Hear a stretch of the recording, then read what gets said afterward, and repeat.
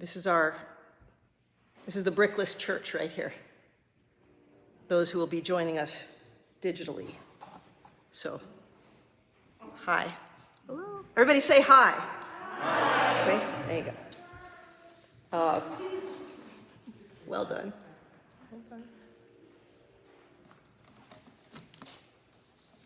I wonder, were the skies still clear when Noah started building? Or were there clouds on the horizon? I wonder, had the waters begun to rise, or the coastlines recede? Had there maybe been a change in the weather lately?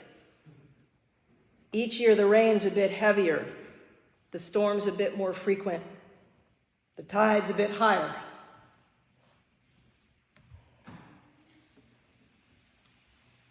Or did the flood just come out of the blue? Had some of Noah's neighbors begun to move to higher ground as the waves got a bit stronger? Of course, not everyone has the means to relocate. And in every community, it is the wealthy that claim the high ground. We saw this in New Orleans following the flooding from Hurricane Katrina. It was the poorest neighborhoods that were most inundated.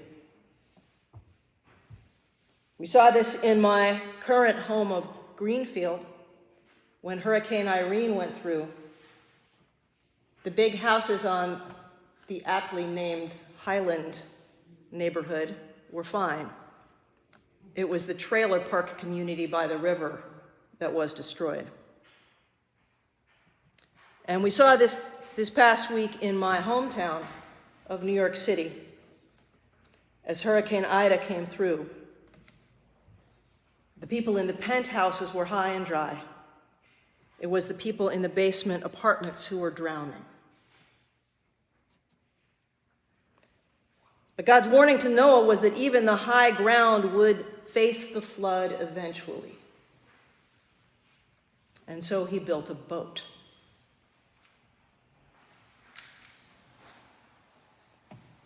In the face of changing weather,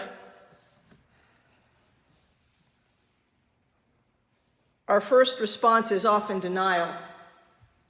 Now, maybe we can still have that picnic. Our second is escape. Well, let's just move communion inside. We'll do it there. And so we end up seeking ever higher and ever narrower ground until the wealthiest among us are shipping themselves off into outer space, literally.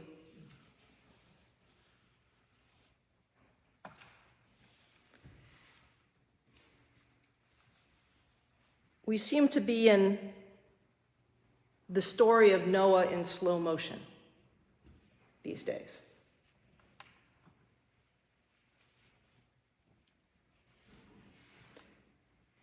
And we wonder if we should move to higher ground or perhaps build an escape pod. But Noah was charged, he was not merely warned to escape. He was charged with saving the seeds of creation, 2 of every animal and every plant, so that birth and rebirth could continue, so that creation could continue to unfold.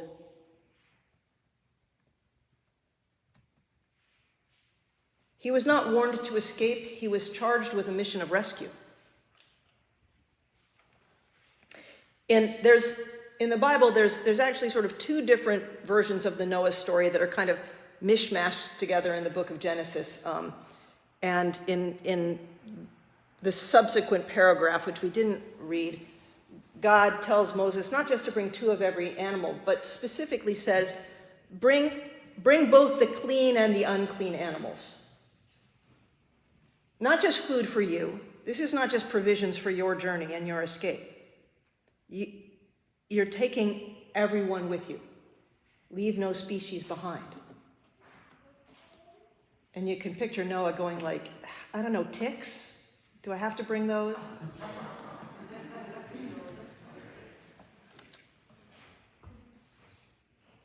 Noah, we are told, was a righteous man.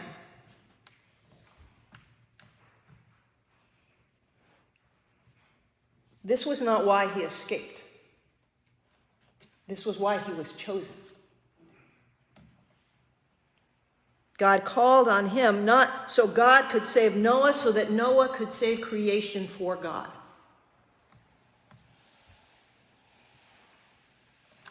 God gave Noah blueprints for an ark, but Noah had to build it. It was a set of instructions for building something that had never been built before, something for which there had never been a need. The skies may still have been blue when Noah started building, but Noah knew the flood was coming. And so do we. We've had our warning about the effects of our changing climate. And like Noah, we've even been given some blueprints for what might help to protect life on Earth.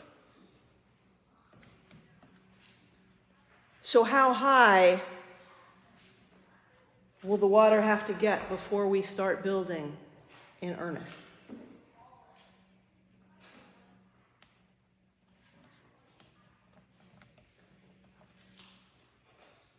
This is not a call to escape.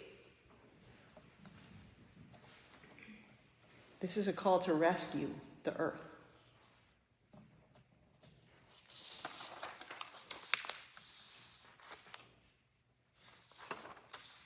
I invite you to join me in the prayer, which you will find. It is responsive. And we will pray together.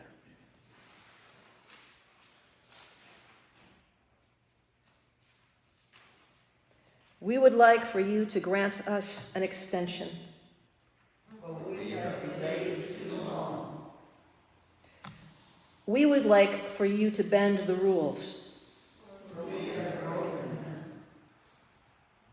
But we know, good Lord, that you would like for us to change our ways.